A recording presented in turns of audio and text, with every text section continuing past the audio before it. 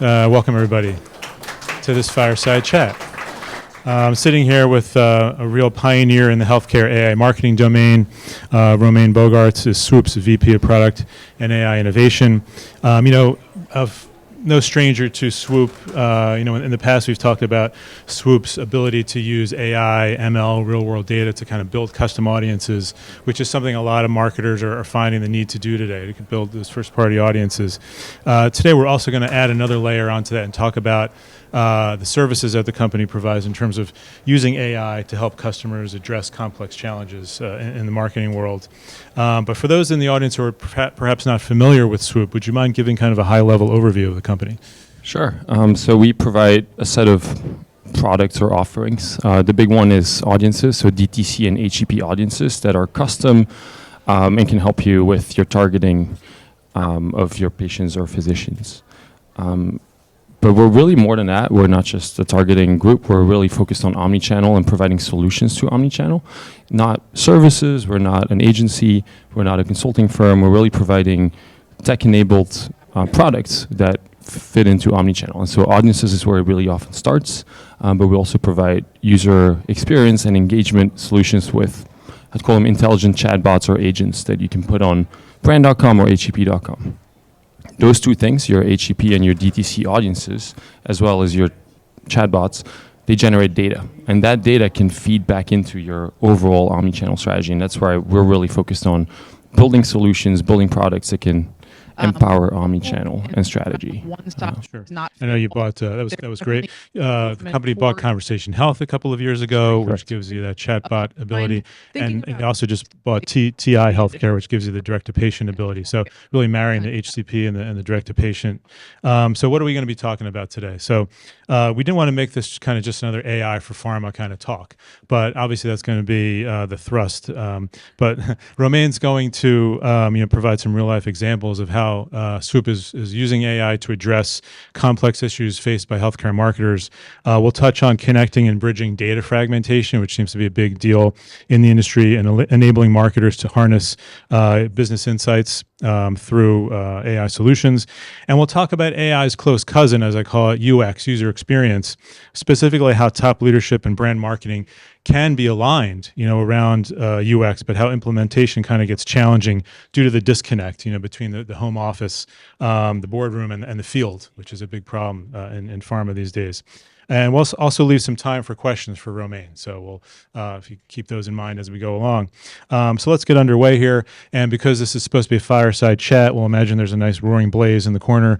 And you and I have some brandy snifters that we're going to be nursing along the way. So, all right. So Romain, I know that you have an interesting background before you came to Swoop. Let's start with your career path. Talk about that a little bit. Yeah, sure. So I studied business and consumer behavior, and then went to grad school in statistics and probability. So always really into data, into probability is really kind of what I enjoyed, and got into healthcare data. Worked at CVS Health, which probably has the most healthcare data in the industry through its pharmacy, its PBM, and with Aetna, the insurance company. So really spent about close to a decade working into claims data. And that was really the expertise to data science, machine learning, AI. And then went into really like how do we use that data to create segments and segmentation and act upon it. And I got really into that component of it's not just about big data, it's not just about machine learning and AI, it's really how do we take an action based on the insights, based on the data. And so I went on to work for Swoop. Been there for just over 3 years now. And it's been amazing growth at Swoop and very, very interesting. And again, the core of it is working off claims data. So same data, the data expertise there, but also using machine learning in a privacy safe way. But what's been really engaging at Swoop is that actionability of these segments of the chatbots as the user experience. So yeah, that's been my path. Originally from Belgium, if that matters. But absolutely, yeah. Multilingual. Yeah, trilingual. Okay, we're big fans of other languages in this country. So, okay, so Thank you for explaining how you arrived at Swoop and your background. Claims data, I think, was something, one of the most popular databases you hear, when you talk to pharma marketers in terms of what they're leveraging, from a data science perspective. But before we get into AI, I just want to talk a little bit about UX, in terms of what's driving the need for AI. We think it's kind of like UX. In other words, if leadership and brand marketing kind of align that there's a need for good user experience from a customer standpoint, then that kind of leads you down the path of having maybe conversational AI on your website or something like that. But can you elaborate on that, kind of how UX kind of drives the need for AI as a solution? Yeah, sure. So I think customer experience is, like, everyone agrees that customer experience can be improved and should be improved. And that's from the top leadership to your brand marketers. Everyone knows we want the best customer experience. But it gets confusing in how to execute on it. So we often talk about omnichannel, and it's a confusing term because no one really knows how to define omnichannel, or it means something different to everyone. But to me, omnichannel is about the strategy that you implement to reach your customers. And so how you do it may depend on your brand and on your business strategy, or your company and your direction of your company. But I think customer experience is critical, and understanding your customer, that's where it starts. And so that starts with data, with intelligence. And we have more data than we ever need. And so AI is really helpful in helping understand and find the right patients, the right physicians. So our customers in our industry are HCPs and patients. Once you find them, you have to describe them and understand them much better. And again, that's nothing new, right? You find your audience, you define and describe your audience, nothing new there. But AI can help, again, define them better, understand them much, much better. You want to map messages specifically to that audience, and creatives, and then push that out and activate all these audiences. So again, the circle is nothing new. Everyone will agree on user experience is super important. I know we have a It's the same steps as these steps have been around, but each little step has now AI in it, which makes it more efficient and more effective. So at a lower cost and with much faster timelines, you can roll out a new user experience. And I think that's kind of like where everyone agrees. How to do it, I think it's actually too often overcomplicated. I think there are simple steps to do and simple experiences to work through. But yeah. The personalized experiences are really what is universally wanted by your customers. So yeah, I think it's wanted by customers. It's expected, really. It's not even just wanted. We just, regardless of pharma or not, everyone expects personalization. It's also a very noisy world out there, right? You open your phone and it's just incredibly noisy. So it needs to be personalized. Personalization also helps get better ROI. So like these two things are the two drivers. There's users that want, or customers that want more personalization. There's marketers who want better ROI. And so user experience really sits in between those two. Sure. And okay, one other question, just kind of about that sort of the digital disconnect there that sometimes can get in the way. There can be alignment between leadership and brand marketing in terms of the need for something like UX, obviously, but that's not always a given. There's a big gap in knowledge and understanding of commercial productivity at the board level at pharma, especially compared with what the market and landscape dynamic looks like down in the trenches of omnichannel and NPP, delivery and engagement. Does that sometimes stymie your efforts, and how do you bridge that? How do you get past that? Yes, I think it can be. It can be a challenge. I think it starts with clear objectives and business goals. I think that's really, if you can define those and align on those, and I think board members and C-suite executives are very clear on what their goals are. And then I think the marketers and the brand managers just need to kind of map their efforts and their exploration to those, right? So really top level goals, and then the ability, and so leadership needs to set those goals, and I think the individual teams need to stick within that world of, hey, this is your goal. For example, let's say, hey, we need better adherence. That's a big goal. Now you have the creativity at the lower levels to go explore and do a bunch of experimentation. That's really what I would recommend, where do a quick experiment, try something new, get data from it, and learn and move on, but stay within the larger goal. So don't make, if you map that, I think in general that's worked really, really well, where leadership sets big goals. Each individual team will then should be getting the agility to explore, use AI, use new tools, work with new vendors within that goal and within that framework that's been set by leadership. Sure. Okay. So we're going to take one more question, then we'll kind of pause quickly for questions and see if anybody has any. But can you spend a few minutes, Romain, talking about how you evaluate AI for clients in general? How do you assess what's right for a brand? And on the flip side, what's inappropriate for a brand? Sure. So it's exciting. I mean, in healthcare, it's challenging, right? Healthcare is a very important sector. We're playing with people's lives, and so we should be cautious. At the same time, within marketing, within healthcare, we're seeing adoption of AI, and there's a lot of opportunity. And I think the folks that will be successful will be the ones that learn when to use AI and when not to use AI. I think that's critically important. A sentence that we use a lot at Swoop is, what's the cost of being wrong here? And so obviously, if you're giving a diagnosis to a patient, the cost of being wrong is very, very high. If you're tweaking your media spend strategy, maybe the cost isn't that high because you can change that, right? So use AI where it makes sense. For example, we don't use AI to create patient cohorts because we know that there's privacy and legal risks. But we do use AI to understand these cohorts better. So not to target them, but to understand them. So we can create an AI persona, for example, for that represents a physician or a patient, that kind of like a digital twin that you can have a chat with. You as a marketer can have a chat with, not your patient or HCP. And so that chat can inform what you put in the messages, what you put in your content, what you put in your creative. And so that's a low risk, right? So where is there low risk? What's the cost of being wrong? And how quickly can you fix it if it goes wrong? I think those are the things that you really want to assess every single time on using AI. So I think the really important thing is when to use AI and when not to use AI, and really think of your limitations as a company, your limitations as a group. What can you and can you not control?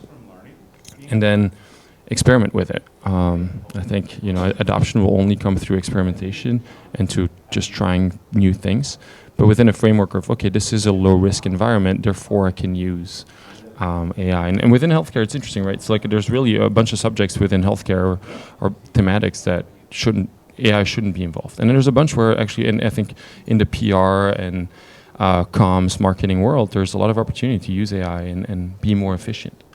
So it's pretty interesting kind of setup there, I think, in general. Right.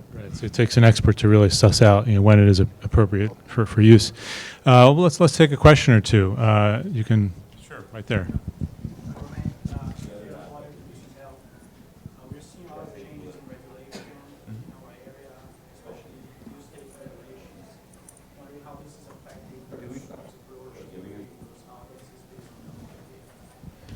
So it was a regulatory question. You Yes. got that? Okay. All right. And I'll answer shortly. But yeah, I mean, it's at the core of what we do. We've built a system that's privacy safe in its architecture. It's actually where we started. We want to, so it's something we track closely and we implement. So we have state-by-state exceptions. So we're very aware of it. We stay very, very close to it. And we have the technical capabilities to implement different regulations by state. And I think we've built a system that way that it wouldn't necessarily be a hurdle for us to do it as the landscape changes. We just need to stay on our toes and just be aware of the new changes coming. Yeah, Europe has AI regulation on the books. I know California is developing one to sort of prevent catastrophic damages, which sounds kind of ominous. And there is a movement that we need to have a federal regulation, but there's a high level of disagreement amongst the Elon Musks and the real AI high profile companies there. One more question came in on Slido here. Romain, can you tell us more about how Swoop's data is being leveraged to create content at Real Chemistry, and what processes had to be adapted to make it happen? Sure. So we do not, Swoop creates, we offer products. We offer our segments, our audiences, HCP and DTC audiences. We don't generate content, but we do provide a lot of information that can be used for content creation, that can be leveraged to create your omni-channel strategy and to optimize how you target. So I'll just kind of maybe give you an example, right? So sure. I think that might be easier. So we can create segments of patients that are likely to be non-adherent. What this means is we've built machine learning models that predict that a patient has a high likelihood of being non-adherent in 15 days. And so that's what we do. We can target them in a privacy-safe way. But besides that, we have a lot of information about not each individual patient, but patients as a group. And so within the non-adherent segment, we could create sub-segments or sub-cohorts if you want. And we did this where we end up with 3 types of patients within that cohort of non-adherent segments. One was mostly non-adherent because of cost. One was mostly non-adherent because of side effects. And one was mostly non-adherent, again, in general, because of perhaps a lack of education or understanding of the benefits, the medical benefits. And so our data could help us classify patients within those 3 cohorts. We didn't target these 3 cohorts, but we provide that to our clients, and then so that's really getting into omni-channel here, right? So we're doing the activation. You target your non-adherent patients, which is a critical problem to many brands. But these sub-cohorts were used to create very specific messages about these barriers, and then used on different channels, right? So you maybe want to target certain on social media versus email versus TV versus programmatically. And so again, we aren't creating the creatives, the content. We aren't doing the MLR approvals. In that case, we are creating these audiences, and we can provide intelligence about sub-cohorts, sub-audiences, if you want, that can then really help agencies and manufacturers refine their content. And hopefully get better script lift in the process. And that's really what we saw was 2 pieces. One is less spend on media because it was more targeted, so more efficiency, and at the same time a huge script lift because much more adherence. I think as soon as like 3 or 4 months after the campaign, there was really millions of dollars of script lift because we did a sort of A/B test with 2 cohorts, and one that was just in general, the general treated population, and the other one was the ones that are likely to be non-adherent. And you saw a drastic shift after the campaign in adherence. So that's really that circle, right, that I was talking about earlier. Of like, it's fairly simple. You find patients, you map, or you find HCPs, your customers. You map your messaging and channels to them. You activate and target them. That's really where Swoop plays a role. And then after that, you get data, measurement, reporting, and you keep going, and that's your optimized loop. Sure. Sure. Thank you. This seems like maybe a good time to mention it. You recently Swoop spun off from Real Chemistry. Why is that spin-off sort of especially timely now, the spin-off from Real Chemistry, and how might that benefit marketers? Well, I think for us, we've had a couple, 3 or 4 great years within Real Chemistry, and Swoop's grown tremendously. So it's been a positive journey, and it was a great journey together. But this opens up an opportunity for Swoop to keep staying focused. Really, is the main one to me. We can make acquisitions or grow in specific areas without having to sit in a world where we are owned by an agency but working with agencies, right? So it sets Swoop up for better partnerships and collaboration with other partners, as well as potential acquisitions and growth in that regard. And same with products. We can now launch and look into new products that are relevant to Swoop and Swoop only, and not just to the broader Real Chemistry agency. So the journey's been very, very positive. The timing, it's exciting. It's an exciting time for Swoop to go on their own. You're still under that PE umbrella, but now you're on your own, so you can look at acquisitions and things. Okay, let's just dive into some more real life examples, since I'm sure this audience probably wants to hear. You tell us about any other cases that you've been involved in and that you want to highlight here. Yeah, well, there's one on established brands. I think is a pretty good one that tells a full circle story. I like full circles. I don't know if, with the predictive, and then So an established brand was getting rid of their sales force. This happens after you're in a mature market. You've been out there for 7 or 8 or 10 years, and getting rid of the sales force. I do see a sales force, as a side note, as an omni-channel channel. Just like hub services are part of it. And the reason for it is, as long as it's so online and offline, they can all be part of omnichannel in my book. But as long as you can track and have a piece of data that you can link back to the physician, for example. So if a rep goes into a HCP's office and has a conversation and records that and writes that down, we now can connect it back, and that can be part of your omnichannel strategy.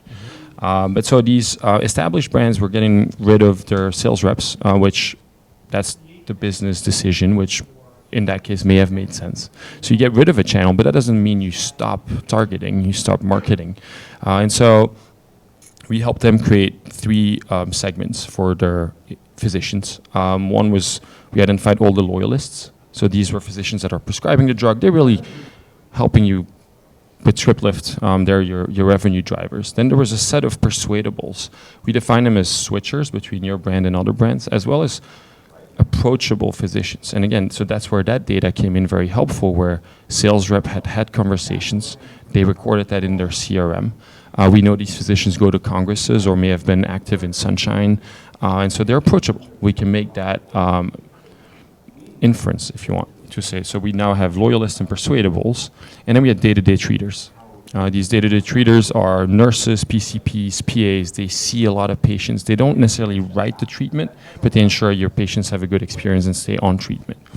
And those 3 cohorts were activated on, right? That's really where Swoop comes in. It's like, hey, great, I've got these 3 cohorts and they're fairly intelligent, let me activate. And so Swoop's being used to activate them through different channels. So each one had different types of messaging with different call to actions, really. So your loyalist has a very different call to action than your day-to-day treater, your nurse specialist, etc.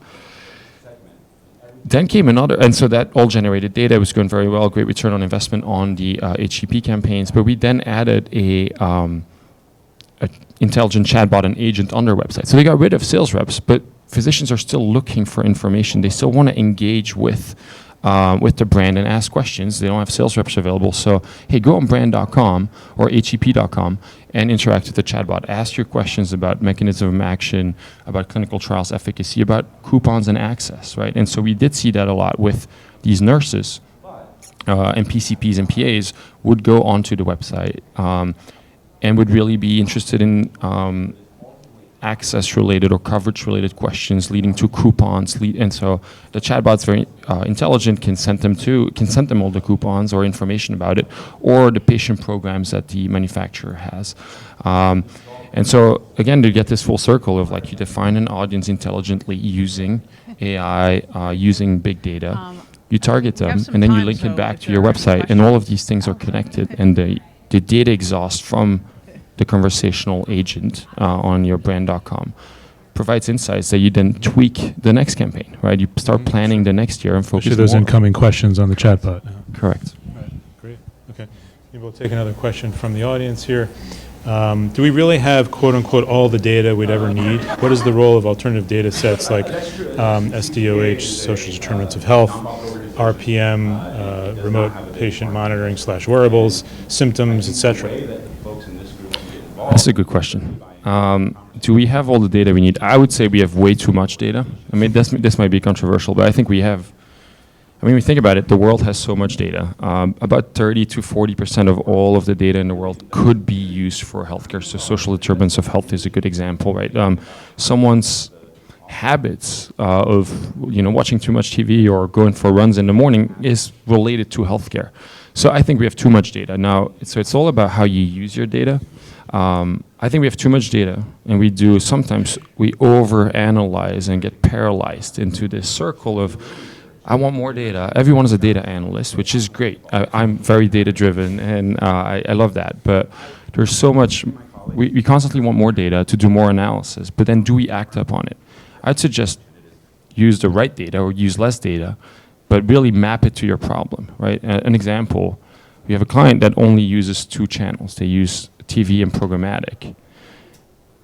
And if that's all you're set up to do, well, social media data is interesting, and you may learn new things, but if you can't activate on it, then it's not really going to move the needle. So I think it's really understanding your business goals, understanding what's feasible and what's not, what you're willing to do.